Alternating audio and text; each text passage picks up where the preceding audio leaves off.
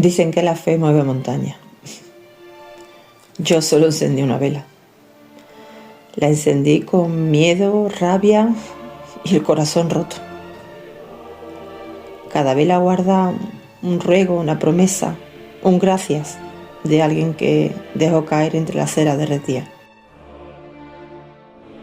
Aquel día hice una promesa, que no sabía si alguien oiría al otro lado de las velas. Desde entonces cada semana vuelvo y enciendo una pequeña luz frente al silencio, que mantiene viva la esperanza.